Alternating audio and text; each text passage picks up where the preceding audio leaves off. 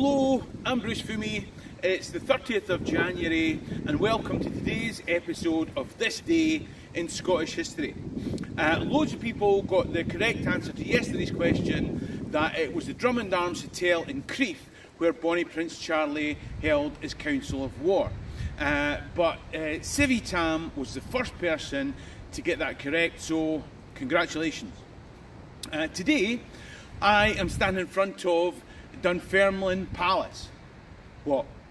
Dunfermline's got a palace? Don't worry, it's in ruins. Right?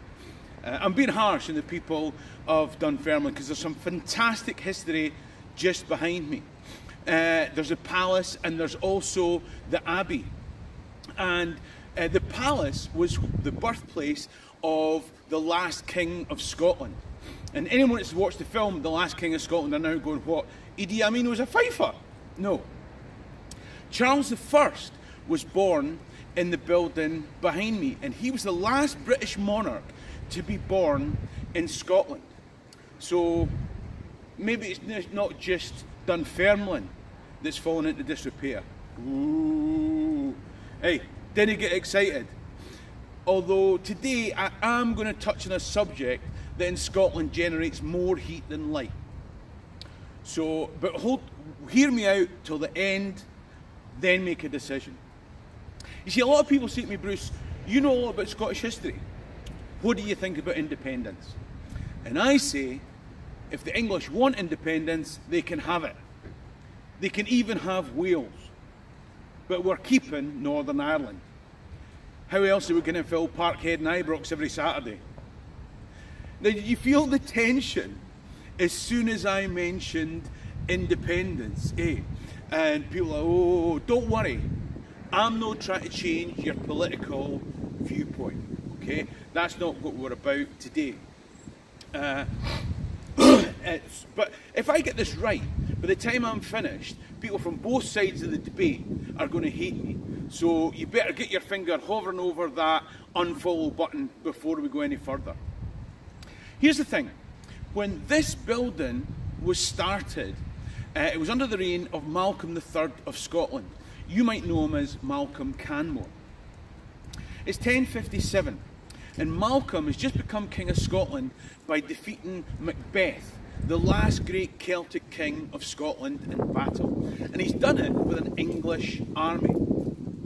10 years later, the Normans invaded England under William the Conqueror, and the Saxon royal family fled north. And Malcolm married Margaret, one of the Saxon refugee princesses. And Margaret brought Saxon culture and language to a Gallic court. 15 years after that, she started to build the Abbey behind us here. And she staffed it with Benedictine monks that she'd brought from Canterbury in England. 60 years later, Malcolm and Margaret's son, David I of Scotland, built an extension to the palace here. Now, David had been brought up in England as a Norman, and he brought Norman knights here to impose their culture on Scotland. You see, the king was now a Norman Scot. Amongst others, he brought with him the Bruces. And several generations later, our great warrior king, Robert the Bruce, was part Celtic, part Norman. He had a Celtic mother and a Norman father. He spoke both Gaelic and French.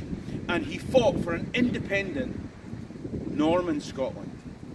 Yeah? His remains are buried in the Abbey behind, as are his ancestor Margaret's. Now, when the Bruce line died out, it was the Stewart monarchs that took over. And in 1603, James VI of Scotland was next in line for the English throne. And so the crowns of these two great nations were united under one king, James VI of Scotland and the First of England. I prefer to call him James the Scotland 6, England 1. I think that's got a better ring to it, don't you? Anyway, James was eager to get down to his bigger, more prosperous kingdom to the south. In fact, he left with such haste that he left his pregnant wife Anne behind him.